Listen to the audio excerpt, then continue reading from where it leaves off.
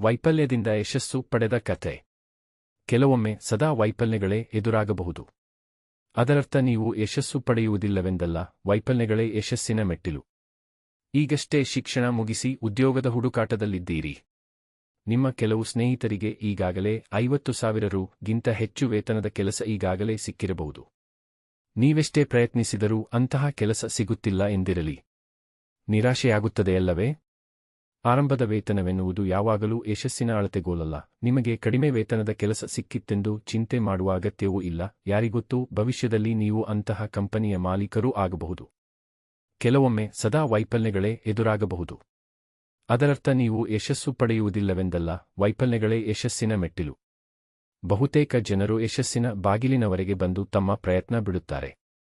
ಯಶಸ್ಸಿಗೆ ಕೊಂಚ ದೂರದಲ್ಲಿರುವಾಗ ವೈಫಲ್ಯಕ್ಕೆ ಹೆದರಿ ಪಲಾಯನ ಮಾಡಬೇಡಿ. ಯಶಸ್ಸಿನ ಪ್ರತಿಯೊಂದು ಕಥೆಯೂ ಸೋಲಿನ ಕಥೆಯೂ ಆಗಿರಬಹುದು. ಅದೇ ರೀತಿ ಸೋಲಿನ ಪ್ರತಿಯೊಂದು ಕಥೆಯೂ ದೊಡ್ಡ ಪ್ರಮಾಣದ ಯಶಸ್ಸಿಗೆ ಮೆಟ್ಟಿಲಾಗಬಹುದು. ನೀವು ಸೋಲಿನ ಪ್ರಮಾಣವನ್ನು ದ್ವಿಗುಣಗೊಳಿಸಿದಷ್ಟು ಯಶಸ್ಸಿಗೆ ಹತ್ತಿರವಾಗುತ್ತೀರಿ. ಹಾಗಂತ ಪ್ರಯತ್ನ ಪಡದೆ ಸೋಲಿನತ್ತ ಸಾಗಬೇಡಿ. ಅದಕ್ಕೆ ಬೇಕಾದ ಅವಿರತ ಪ್ರಯತ್ನ ನಿಮ್ಮಲ್ಲಿ ಇರಲಿ. ವೈಫಲ್ಯಗಳಿಂದ ಸ್ಫೂರ್ತಿ ಪಡೆಯಲು ನೀವು ಅಮೆರಿಕದ ಅಧ್ಯಕ್ಷರಾಗಿದ್ದ ಅಬ್ರಹಾಂ ಲಿಂಕನ್ ಜೀವನಚರಿತ್ರೆ ಓದಬೇಕು. ಅವರು ತನ್ನ 21ನೇ ವಯಸ್ಸಿನಲ್ಲಿ ವ್ಯಾಪಾರಕ್ಕೆ ಕೈ ಹಾಕಿದರು. ದೊಡ್ಡ ಪ್ರಮಾಣದ ನಷ್ಟವಾಗಿ ಕೈ ಸುಟ್ಟುಕೊಂಡರು.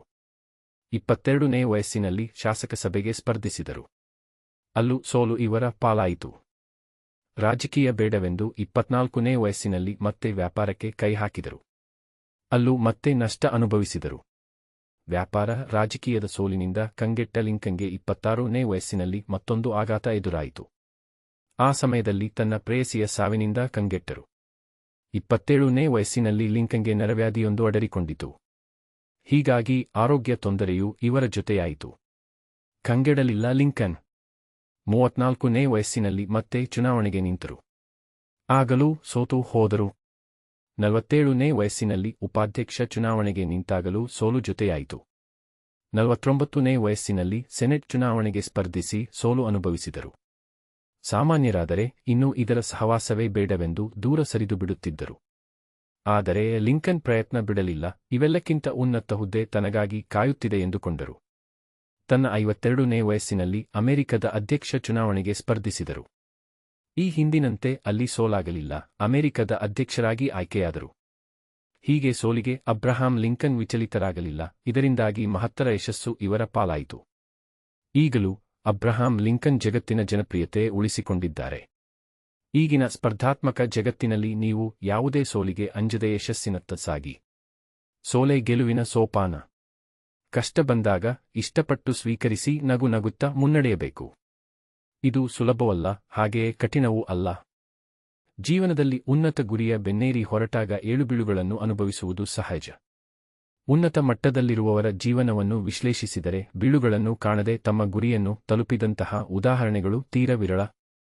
ಸಾಧನೆಯ ಹಾದಿಯಲ್ಲಿ ಕಷ್ಟಗಳನ್ನು ಎದುರಿಸಿದಾಗಲೇ ನಾವು ಮುಂದೆ ಬರುವ ಅನಿಶ್ಚಿತ ಸಂದರ್ಭಗಳನ್ನು ಧೈರ್ಯವಾಗಿ ಎದುರಿಸಲು ಸಾಧ್ಯ. ಅದಕ್ಕೊಂದು ಉದಾಹರಣೆ ರೋಮನ್ ಸೈನಿ. ಅತಿ ಕಿರಿಯ ಐಎಎಸ್ ಆಫೀಸರ್ ಎಂಬ ಹೆಗ್ಗಳಿಕೆ ಇವರದ್ದು. ಆದರೆ ಐಎಎಸ್ ಹುದ್ದೆಗೆ ರಾಜೀನಾಮೆ ಕೊಡಬೇಕಾದ ಪರಿಸ್ಥಿತಿ ಅವರಿಗೆ ಎದುರಾಯಿತು. ಜೀವನದಲ್ಲಿ ಸವಾಲುಗಳನ್ನೇ ಎದುರಿಸದೆ ಅತಿ ವೇಗವಾಗಿ ಗೆಲುವನ್ನು ಕಂಡಾಗ ಕೆಲವೊಮ್ಮೆ ನಮಗೆ ಎದುರಾಗುವ ಕಠಿಣ ಪರಿಸ್ಥಿತಿಗಳನ್ನು ಎದುರಿಸಲು ಸಾಧ್ಯವಾಗುವುದಿಲ್ಲ, ಏಕೆಂದರೆ ನಮ್ಮ ಚಿಂತನೆ ಹಾಗೂ ದೃಷ್ಟಿಕೋನಗಳು ಪಕ್ವವಾಗುವುದಿಲ್ಲ. ಆದುದರಿಂದ ಹಿರಿಯರು ಸೋಲೆ ಗೆಲುವಿನ ಸೋಪಾನ ಎಂದು ಅನಾದಿ ಕಾಲದಿಂದಲೂ ಹೇಳುತ್ತಾ ಬಂದಿದ್ದಾರೆ. ಅದಕ್ಕೆ ನಾವು ಸೋತು ಗೆಲ್ಲುವುದನ್ನು ಕಲಿಯಬೇಕು. 2014ರಲ್ಲಿ ನಡೆದಂತಹ ಒಂದು ಘಟನೆ. ಸತತವಾಗಿ 3 ಬಾರಿ ಕೇಂದ್ರೀಯ ನಾಗರಿಕ ಸೇವಾ ಪರೀಕ್ಷೆಯ ಮೊದಲ ಹಂತದಲ್ಲೇ ಸೋಲು ಅನುಭವಿಸಿದ್ದ ಮಧುಸೂದನ್ ಅವರಿಗೆ ತಮ್ಮ ಸಾಮರ್ಥ್ಯದ ಮೇಲೆಯೇ ಸಂದೇಹ ಮೂಡಲು ಶುರುವಾಗಿತ್ತು. ಇವರು ಹುಟ್ಟು ಪ್ರತಿಭಾವಂತ. ಕರ್ನಾಟಕದ ಪ್ರತಿಷ್ಠಿತ ಶಾಲಾ ಕಾಲೇಜುಗಳಲ್ಲಿ ಶಿಕ್ಷಣ ಪಡೆದವರು. ಸುರತ್ಕಲ್ನ ಪ್ರತಿಷ್ಠಿತ ಎಂಜಿನಿಯರಿಂಗ್ ಕಾಲೇಜಿನಲ್ಲಿ ಪದವಿ, ಸ್ನಾತಕೋತ್ತರ ವ್ಯಾಸಂಗ ಮುಗಿಸಿದ್ದು ಇಂಡಿಯನ್ ಇನ್ಸ್ಟಿಟ್ಯೂಟ್ ಆಫ್ ಸೈನ್ಸ್ನಲ್ಲಿ. ಶಾಲಾ ಕಾಲೇಜು ಸ್ನಾತಕೋತ್ತರ ಹಂತದವರೆಗೂ ಓದಿನಲ್ಲಿ ಮುಂದಿದ್ದ, ಉನ್ನತ ಶ್ರೇಣಿಯಲ್ಲೇ ಪಾಸಾಗುತ್ತಿದ್ದ ಇವರು ಸಹಜವಾಗೇ ನಾಗರಿಕ ಸೇವಾ ಪರೀಕ್ಷೆಯಲ್ಲೂ ಸಹ ಯಶಸ್ಸನ್ನು ಕಾಣುವ ಕನಸನ್ನು ಕಂಡಿದ್ದರು. ಆದರೆ ಐಎಎಸ್ ಪರೀಕ್ಷೆಯ ಮೊದಲ ಹಂತದಲ್ಲೇ ಸತತ ಸೋಲುಗಳನ್ನು ಅನುಭವಿಸಿದ್ದು ಮಧುಸೂದನ್ಗೆ ಆಘಾತಕಾರಿಯಾಗಿತ್ತು. ಪರೀಕ್ಷೆಗಾಗಿ ಅವರು ಕಠಿಣ ಪರಿಶ್ರಮ ನಡೆಸಿದರೂ ಯಶಸ್ಸು ಸಿಗಲಿಲ್ಲ. ಹತಾಶೆ, ಅವಮಾನ, ನೋವು, ನಿರಾಸೆ, ತಿರಸ್ಕಾರ ಮತ್ತು ಹೀಯಾಳಿಕೆಗಳನ್ನು ಎದುರಿಸಬೇಕಾದ ಪರಿಸ್ಥಿತಿ ಒದಗಿ ಬಂದಿತು. ಇನ್ನೇನು ಇದು ನನಗೆ ಸಾಧ್ಯವಿಲ್ಲ, ನಾನು ಪದವಿ ಮಾಡಿದ ಕ್ಷೇತ್ರದಲ್ಲೇ ಏನಾದರೂ ಮಾಡುತ್ತೇನೆ ಎಂದು ಕೈಚೆಲ್ಲುವ ಪರಿಸ್ಥಿತಿಯಲ್ಲಿ ಅವರ ತಂದೆ, ಏನೇ ಆಗಲಿ ನಾವು ನಿನ್ನ ಜೊತೆಗಿದ್ದೇವೆ ಎಂದು ಧೈರ್ಯ ತುಂಬುತ್ತಾರೆ. ಐಎಎಸ್ಗೆ ತರಬೇತಿ ನೀಡುವ ಕೇಂದ್ರಗಳಿಂದಲೂ ಒಂದಷ್ಟು ಸಲಹೆ ಪಡೆಯುತ್ತಾರೆ. ನಾನು ಈ ಹಿಂದಿನ ಪರೀಕ್ಷೆಗಳಲ್ಲಿ ಮಾಡಿದ ತಪ್ಪುಗಳೇನು ಎಂದು ತಿಳಿದುಕೊಂಡು ತಮ್ಮ ಎಲ್ಲ ತಪ್ಪುಗಳನ್ನು ತಿದ್ದಿಕೊಳ್ಳುತ್ತಾರೆ. ಮುಖ್ಯ ಪರೀಕ್ಷೆಯಲ್ಲಿ ಚೆನ್ನಾಗಿ ಅಂಕಗಳನ್ನು ತೆಗೆದು 3ನೇ ಮತ್ತು ಕೊನೆಯ ಹಂತವಾದ ವ್ಯಕ್ತಿ ಪರೀಕ್ಷೆಗೆ ಅರ್ಹತೆ ಗಳಿಸುತ್ತಾರೆ. ನಿರಂತರ ಶ್ರಮದ ಕಲಿಕೆ ಅವರ ಕೈಬಿಡಲಿಲ್ಲ. 2014ರಲ್ಲಿ ಉತ್ತಮ ರ್ಯಾಂಕ್ ಪಡೆದ ಮಧುಸೂದನ್ ಈಗ ಮಸ್ಸೂರಿಯಲ್ಲಿರುವ ಐಎಎಸ್ ಅಕಾಡೆಮಿಯಲ್ಲಿ ತರಬೇತಿ ಪಡೆಯುತ್ತಿರುವ ಅಭ್ಯರ್ಥಿಗಳ ಪೈಕಿ ಒಬ್ಬರಾಗಿದ್ದಾರೆಂದರೆ ಅದಕ್ಕಿಂತ ಹೆಮ್ಮೆಯ ಸಂಗತಿ ಇನ್ನೇನಿದೆ.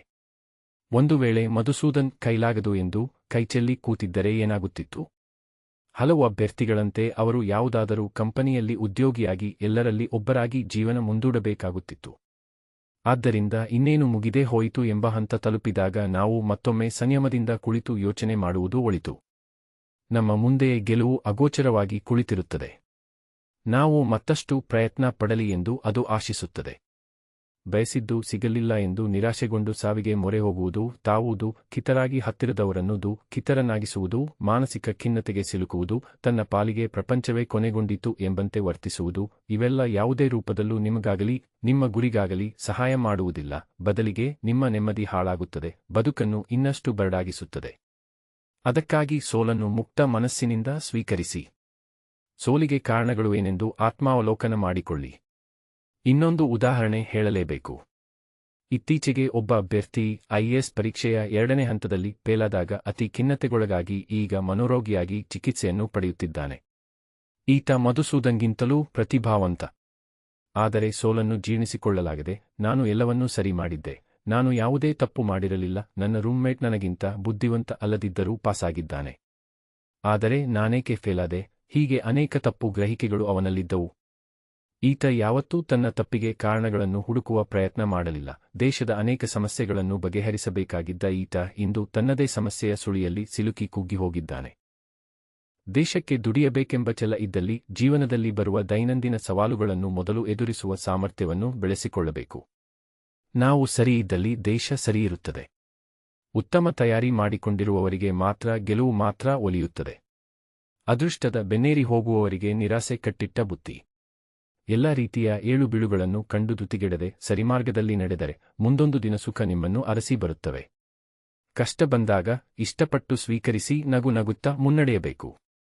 ಇದು ಸುಲಭವಲ್ಲ, ಹಾಗೆಯೇ ಕಠಿಣವೂ ಅಲ್ಲ. ಸೋತಾಗ ಹತಾಶರಾಗದೆ ಮತ್ತೆ ಎದ್ದು ಮುನ್ನಡೆದಾಗ ಮಾತ್ರ ನಾವು ಕಷ್ಟದ ಸ್ಥಿತಿಯಲ್ಲೂ ನಗುವು ನಗುತ್ತಾ ಬಾಳುವ ಸಾಮರ್ಥ್ಯ ಬೆಳೆಸಿಕೊಳ್ಳಲು ಸಾಧ್ಯವಾಗುತ್ತದೆ. ಸೋತಾಗ ಹೀಗೆ ಮಾಡಿ. 1. ಮೊದಲು ಚಿಕ್ಕದಾದ ಬ್ರೇಕ ತೆಗೆದುಕೊಳ್ಳಿ.